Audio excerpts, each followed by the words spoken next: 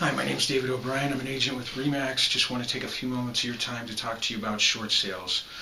Short sales in this market quite often are the best way to get a property for under market value in relation to regular sales or REOs. The reason for that is there's a process. It's a more lengthy process than the common sale. And so that's the reason you're able to get the property for under market value. So there's some things to take into consideration. Are you willing to go through something that's going to take 60 days if you're really lucky, upwards of 9 months if you're not? And some of the ways you can pre-qual the property to find out or judge how long that process is going to be is, does the listing agent know what they're doing? Have they done short sales in the past? Who the institution is that's selling for short what's due them, and if the seller's motivated. The seller's motivated because the lenders are going to require a lot of documentation from the seller, and if your agent gets a feeling that they're not motivated, it might not be something that you want to start the process with.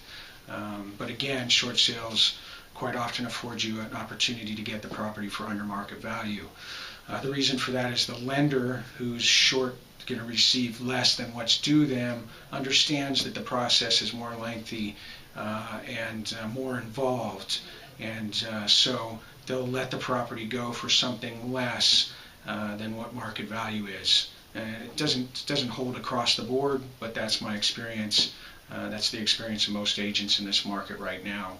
Some of the things in addition that you'd want to look into is there an HOA or a homeowners association? If there was, you'd want to find out if the person's current or if they're behind in their dues. If they're behind in their dues, that can complicate things further because often short sale lenders don't want to pay those dues current, and the seller doesn't have assets sufficient to do that themselves or just is not inclined to do so, so it leaves it up to the buyer to pay for those. So if you were open to that, you'd want to just consider that in your offer and then adjust it accordingly. Again, you want to look at the lenders because if it's one lender over another, some take longer, some require more documentation. Some lenders actually require some personal information from you, and you should just be prepared for that. Some lenders will ask for the first 5 of your social security number, your date of birth, your address, your phone number.